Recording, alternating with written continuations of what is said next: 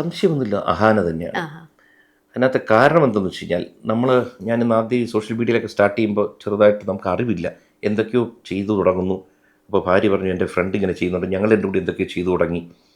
ആ സമയത്ത് അഹാനയ്ക്ക് എഞ്ചിനീയറിങ്ങിനായിട്ട് എല്ലാം റെഡി ആയപ്പോഴാണ് അവൾക്കത് വേണ്ട എന്ന് പറഞ്ഞ് വിഷ്വൽ കമ്മ്യൂണിക്കേഷൻ എൻട്രൻസ് എഴുതി അത് കിട്ടിപ്പോകുന്നു.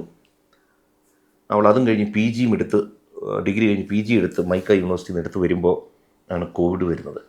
അപ്പോൾ അവൾ ഇതിനകത്ത് എഡിറ്റിങ്ങും ഫോട്ടോഗ്രാഫിയും ഭയങ്കര, അതാണ് സ്പെഷ്യലൈസ് ചെയ്തത്. അവളങ്ങോട്ട് വീഡിയോ ഇടാൻ തുടങ്ങി. കോവിഡ് വന്നു. കോവിഡ് വന്നപ്പോഴത്തേക്ക് ഈ സോഷ്യൽ മീഡിയയുടെ ട്രാഫിക് ഓൾമോസ്റ്റ് ഒരു 140% കൊണ്ട് കൂടി. അപ്പോൾ അവളാണ് പഠിപ്പിച്ചു കൊടുക്കുന്നത് എല്ലാവർക്കും, അങ്ങനെയല്ല ഇങ്ങനെയാണ് ചെയ്യേണ്ടത്, ഇങ്ങനെയാണ്, ഇൻക്ലൂഡിങ് സിന്ധുവിനെ എല്ലാം. ഇപ്പോൾ എനിക്കൊക്കെ എന്ത് സംശയമുണ്ടെങ്കിൽ അഹാനടുത്ത് ചോദിച്ചാൽ അവൾ അതിനകത്തൊരു എക്സ്പേർട്ടായി മാറി. അപ്പോൾ എന്ത് വെച്ചാൽ അഹാന അങ്ങനെ തട്ടിക്കൂട്ടിയൊരു വീഡിയോ ചെയ്യില്ല. ചെയ്യുമ്പോൾ ടൈം എടുക്കും.